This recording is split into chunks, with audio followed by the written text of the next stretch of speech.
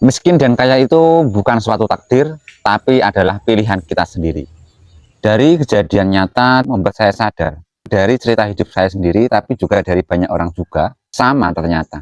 Mungkin teman-teman juga sama, bahwa sesungguhnya kalau kita mau sejenak diam sendiri, memikirkan hal-hal yang sudah terjadi, maka kita akan menemukan jawaban. Salah satu penyebab terbesar kita tidak bisa menjadi kaya. Dari tahun 2019 setelah ada pandemi, ketika saya sudah pulang kampung, di situ saya menyadari kami itu tidak cepat menjadi kaya atau sukses. Ya, karena dari omongan tetangga, ketika kita mau melakukan sesuatu, hal yang baru, bisnis, usaha, ataupun bekerja, pasti ada tetangga yang membicarakan. Dan anehnya, tetangga itu membicarakan kita itu tentang keburukan kita. Tidak ada kebaikan kita sedikit pun yang dibicarakan oleh tetangga itu.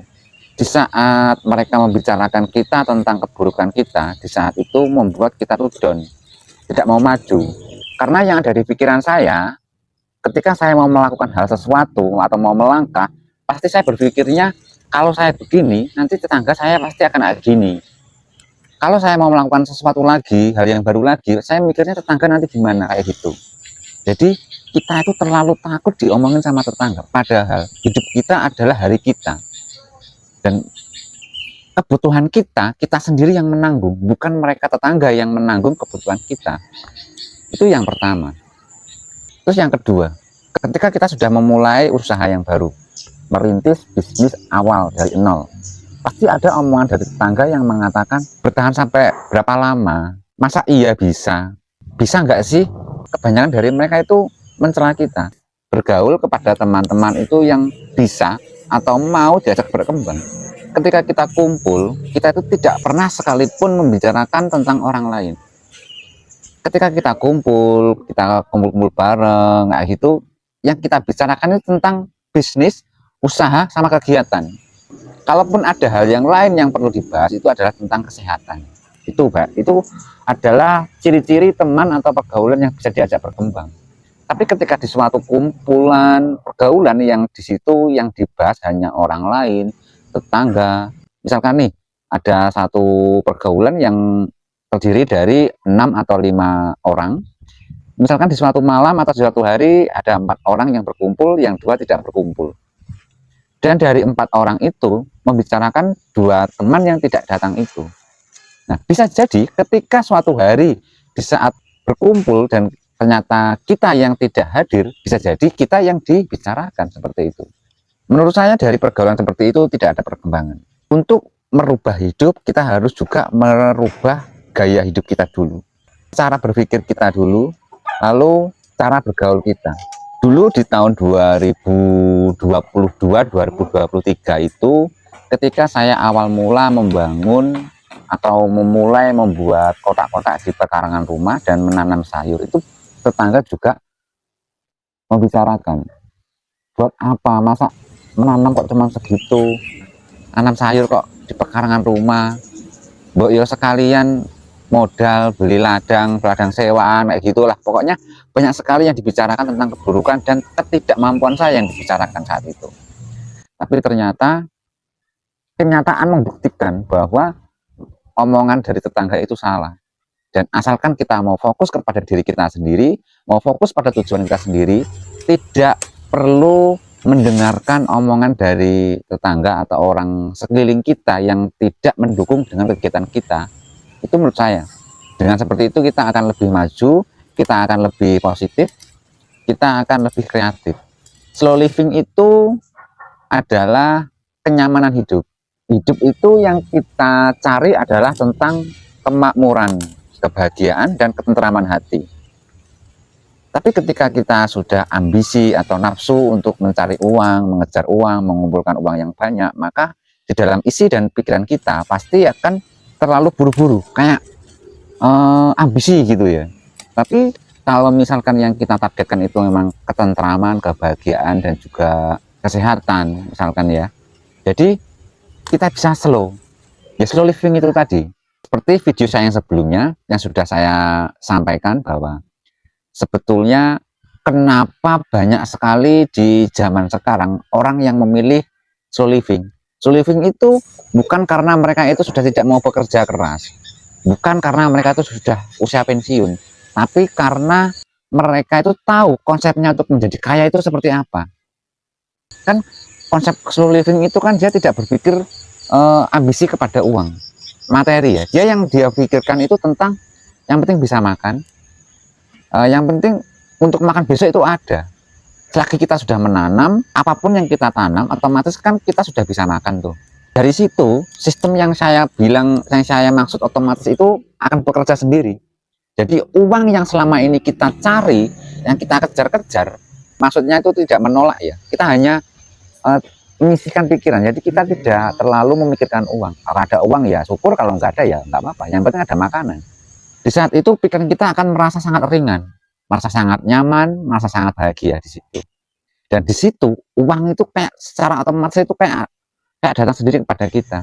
Seakan-akan saya merasa bahwa uang itu mengatakan hal seperti ini. Maafkan saya sudah menghindari kamu, kayak gitu. Seakan seperti itu yang saya rasakan. Untuk tanaman itu menurut saya pendamping untuk slow living itu ada banyak sekali. Yang sekiranya kita butuhkan untuk setiap hari. Dari mulai sayuran itu ya, sayuran, buah, itu kalau bisa ada. Jadi ada buah, ada sayur, ada daging. Misalkan nih, kita untuk pelengkap dapur yang kita butuhkan adalah sayur. Sayur itu apa saja. Nah, sayur yang kita butuhkan di dalam dapur itu seperti kayak cabai, terus kayak sayur daun. Sayur daun itu adalah seperti kayak sayur bayam, kangkung, labu siam. Itu kan yang sistemnya satu kali tanam, tapi panennya berkali-kali, ya kan? Nah, kalau untuk buah, kalau buah memang kebanyakan memang satu kali tanam panen berkali-kali terus kan. Tapi cuman untuk jangka panennya memang agak lama buah itu. Tapi kalau misalkan kita menanamnya buah itu tidak cuma 1, 2, 3 kan lebih bagus lagi. Jadi misalkan hari ini atau minggu ini kita makan pisang, minggu depan kita makan buah dari pepaya kayak gitu. Jadi ada beberapa buah di situ juga. Nah, untuk dagingnya kita bisa memelihara ayam. Ayam petelur bisa, ayam berdaging bisa, ayam Jawa juga bisa. Nah, selain itu mendapatkan manfaat dari hasil panennya, kita juga mendapatkan manfaat dari kesehatannya juga. Selain itu, sampah dapur bisa kita selesaikan di pekarangan rumah juga. Sampah dapur bisa kita gunakan untuk makanan dari pakan ayam. Lalu kotoran ayam bisa untuk pupuk tanaman, tanaman hasil panennya bisa kita konsumsi. Jadi berputar terus bisa habis sampai di halaman rumah saja. Jadi menurut saya untuk melawan miskin itu ada pada mindset kita, ada dalam pikiran kita sendiri. Bagaimana cara kita mengatur pola pikir, bukan mengatur pola uang ya. Ada juga metode yang menyampaikan bahwa dengan mengatur pola keuangan itu juga bisa menjadi kita sukses atau kaya. Tapi menurut saya lebih bagus lagi itu kalau kita itu pola pikir yang kita perbaiki, bukan pola keuangannya. Kalau keuangan otomatis kita tuh pikiran terus sibuk sekali mengatur angka-angka yang kita catat. 2.000, 1.000, 10.000, 100.000, 1 juta, 50 juta kayak gitu. Kita akan semakin sibuk dan semakin dikelilingi sama angka-angka yang kita anggap suatu pencapaian yang sangat luar biasa. Tapi dengan mindset kita atau pikiran kita yang kita perbaiki bahwa tujuan kita itu adalah bahagia, tentram, nyaman, meskipun sederhana, tapi kebahagiaan kita dapat. Otomatis sehat pun akan datang sendiri. Beda kalau kita mempunyai target tentang kekayaan. Misalkan tahun ini kita harus punya target, harus punya rumah misalkan. Nah, itu berarti kita punya ambisi. Nah, yang kita bicarakan kali ini adalah tentang bagaimana cara saya melawan miskin dan juga mengetahui apa sih penyebabnya selama ini kok kita nggak kaya-kaya. Padahal kita juga sudah bekerja keras setiap hari.